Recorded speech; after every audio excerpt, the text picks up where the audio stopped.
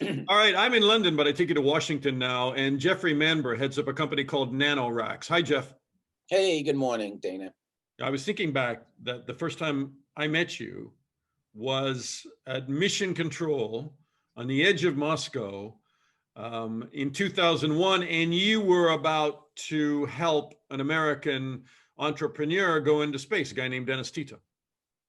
Yeah, it was it was, if I may, if this is allowed in journalism, we met 1 year before when we were sending the Russian crew to the Mir space station, and we were opening up the Mir after I think 9 months or something when it was empty, and I headed a Dutch company called Mir Corp.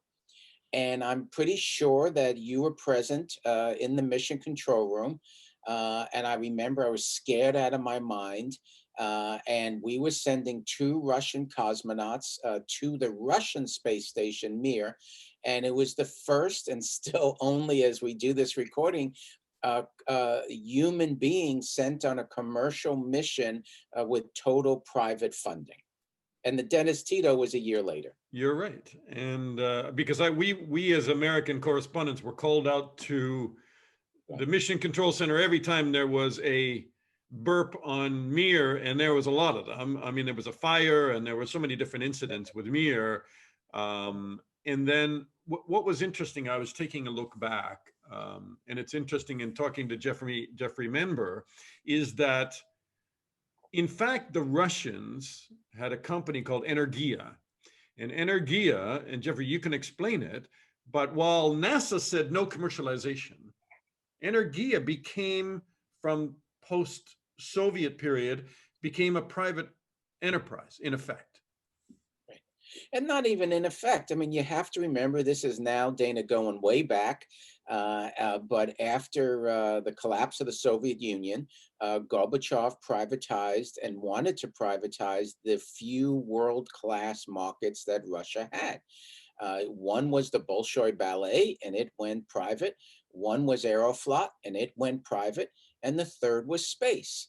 And so they knew they had an internationally accepted industry that would find customers in the West. Because And they didn't so, want to fund it anymore. Government just didn't want to pay didn't want to correct. pay the But bill. I don't care the reason. In Washington, they would always say to me, oh, the Russians are being capitalist because they need the money. And I say, what do you think? I show up at work every day because I don't need the money? I mean, what does it matter about one's motivation? The reality is that the Russians unleashed 1995, their organizations and the equivalent of Boeing, the equivalent of Lockheed, and they said, you survive with customers. And that profoundly changed the industry, the space industry, space exploration, and we feel those ripples today. So Energia. I mean, wait, because it's incredible that here we are, 70 years of communism, they wouldn't embrace capitalism and free market. And then after the collapse of the Soviet Union, it's NASA that will not embrace privatization of space and commercial interests in their space program, but the Russians are leading the way. And I don't think people realize that the Russians. Since you're in London, I'll say that I had a cheeky comment in the 90s. And that was, if you wanted to practice capitalism in space, you had to go to Moscow. And if you wanted to work with the socialists, you work with NASA. And that was the impact. That's why I was in Moscow much of the late 90s. That's why we did Dennis Tito, and that's why we did Lance Bass of NSYNC.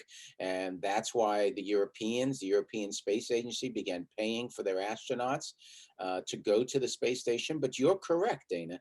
The first capitalist, the first commercial offshoots of the government exploration of space, or governments, were the Russians in the post-Soviet period. Unbelievable. So the space shuttle program ends, and America has no way to send anybody to space. People don't realize that after announcing that they were going to ground the shuttle program, suddenly, I don't know what the bill was for Tito's seat, but it was rumored to be around 20 million to get on a Soyuz. Were you going to give me the number or not? It was 20 million in cash and media rights. And media rights. So he got some Yes. of that back, I assume. Yeah. But 20 million, as soon as NASA announces that they are going to ground the shuttle program, they then have to pay, America has to pay Russia to take them to the International Space Station. And I think it was about 80 million a ride. Yeah, it started much less, and it wasn't even the passengers. I mean, we're doing this conversation in 2020, and 20 years after the International Space Station began the construction, we are dependent today, even with the exciting news of SpaceX and the commercial crew.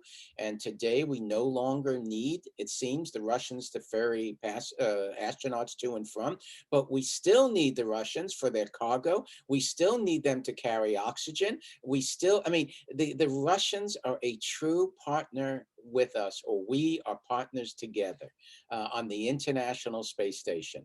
There were a lot of bumps along the way.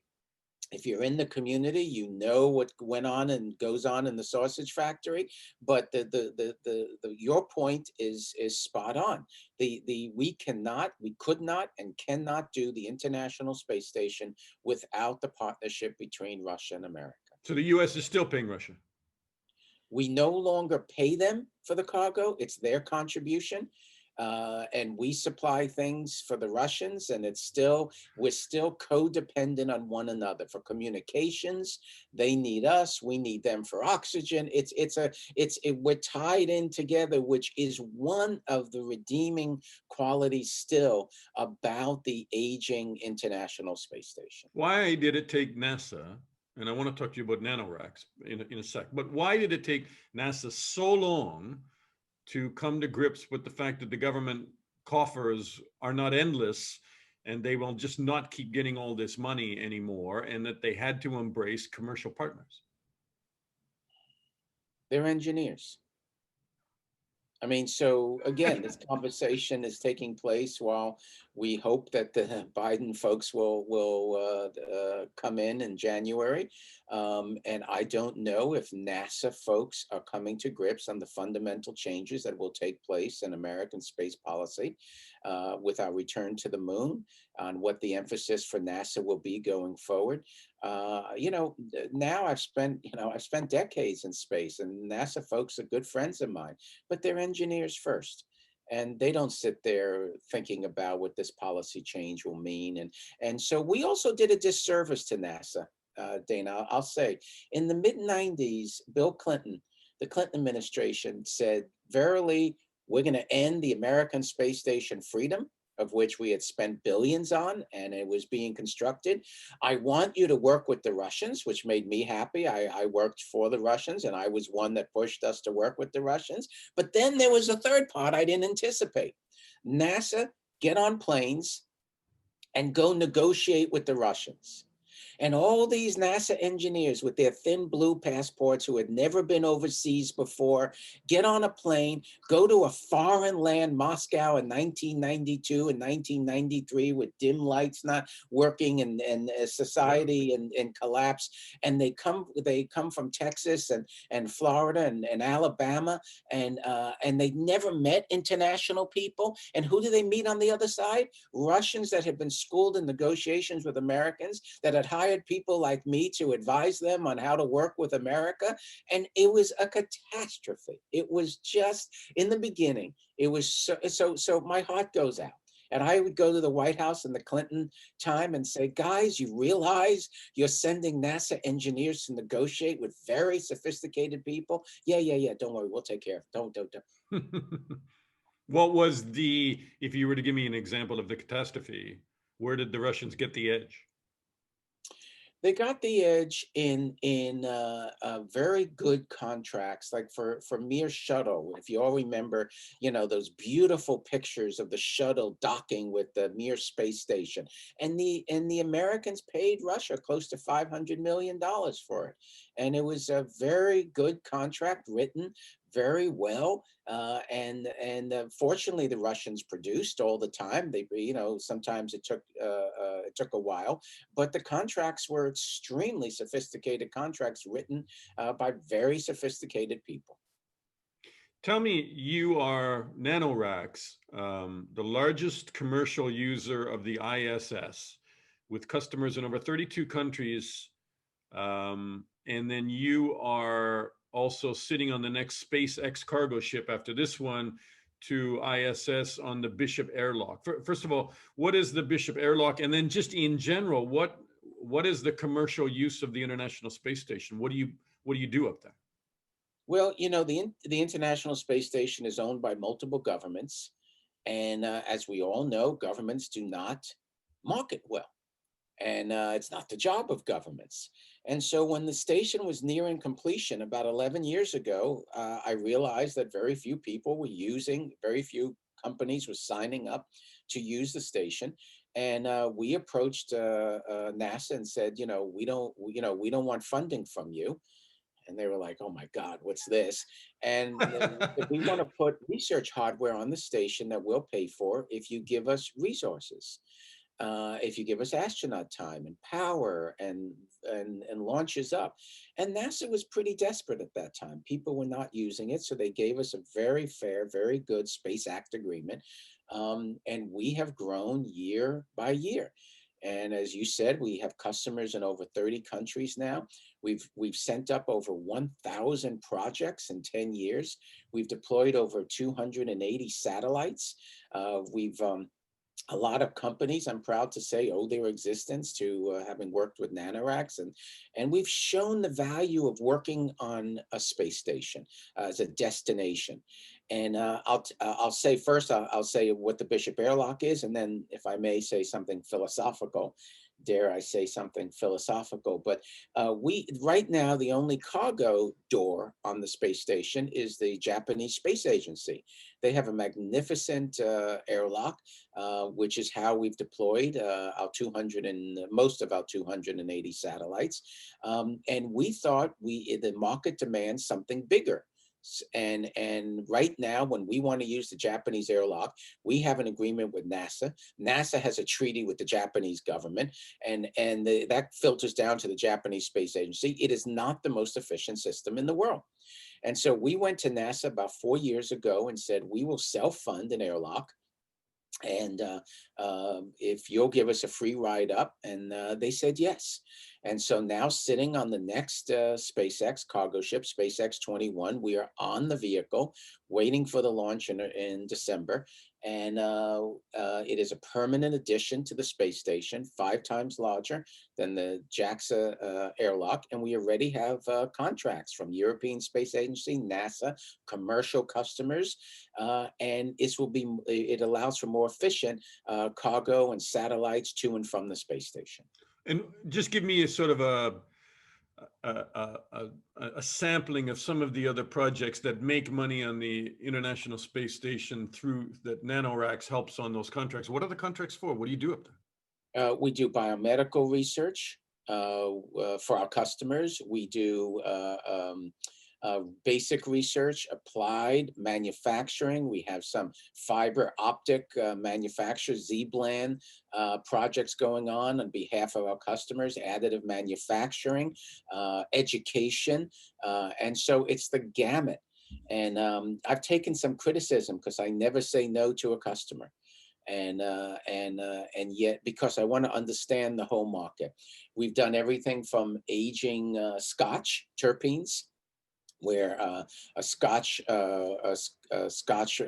Ardbeg did research for 2 years with terpenes. They're the building blocks of whiskey and food flavorings and paint. Think about that the next time you have. It's incredible. Yes, and what they found was very interesting. They found that the terpenes aged on the station over 2 years as if it had been 5 years. So you had an acceleration of flavor. And so one of the things we're doing in Nanoracks, you probably don't know this, we announced a few weeks ago a major project with the UAE, the Emirates, to do in-space research to a far greater degree. We are going to have our own researchers working on in-space research to look at overcoming climate change, developing ag tech products. So I happen to think that the environment of space is one of the keys for a lot of innovative research that just hasn't taken place yet. So what is, I mean, it's incredible stuff, right? And has NASA now, do they reluctantly kind of go, oh yeah, Nanoracks, well, yeah, we'll sell it to them because we need the extra dough? Or do they now, has there been a sea change in thinking there? Well, like many things, there's no one thing called NASA. Okay, there's different areas. And as we speak today, at the end of the Trump administration, there has been a pushback against commercial. And a lot of folks ending up in the Trump administration, ironically, are bothered by some of the things that Nanoracks and others are doing. And we've had some turndowns lately, to speak frankly. We've had some commercial projects lately, never happened to us before. And it's because some of the folks think this is not still the right use of station resources. But I always like to use the example, you may have heard that a year ago we had DoubleTree cookies, and we baked DoubleTree cookies on the station. And some of you may know that when in the old days, when you used to travel and you'd go to a hotel, if you went to a DoubleTree, you could smell their cookies when you walked in.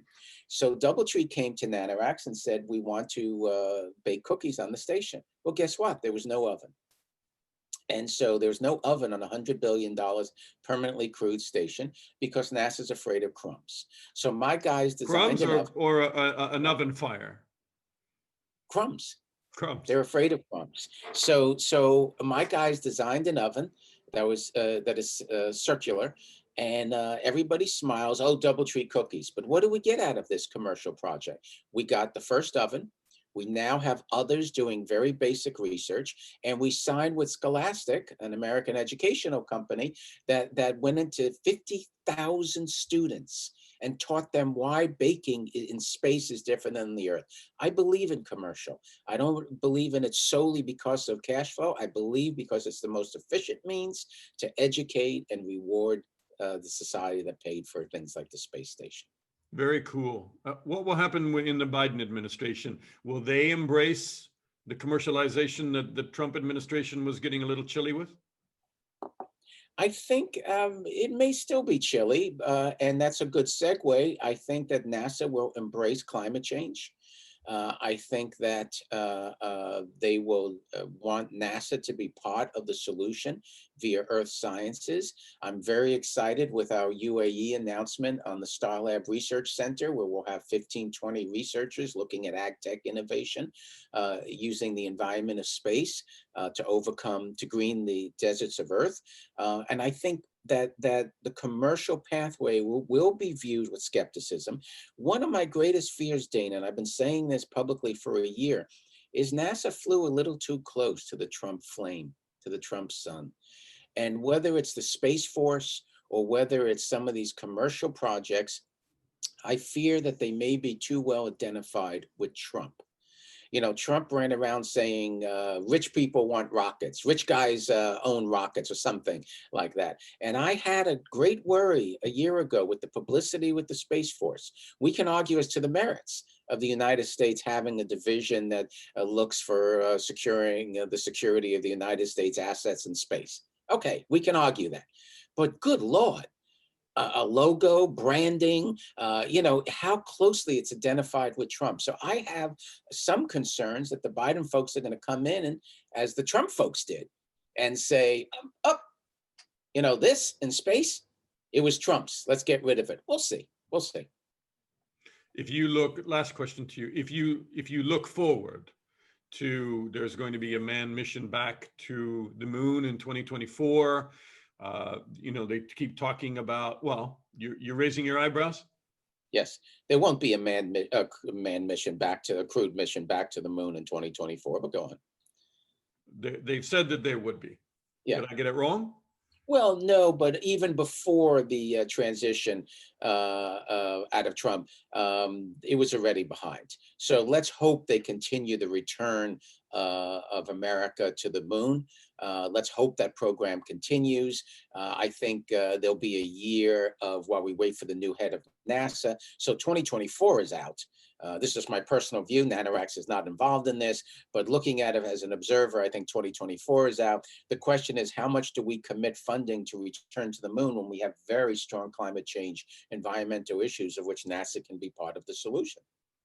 So if you look forward to, SpaceX's and Elon Musk's dream of inhabiting Mars and all of that, will commercial space, commercial companies like yours play a part in this as we go forward? Or do you think that NASA, if suddenly they become cash flush again, will turn their back on commercialization again?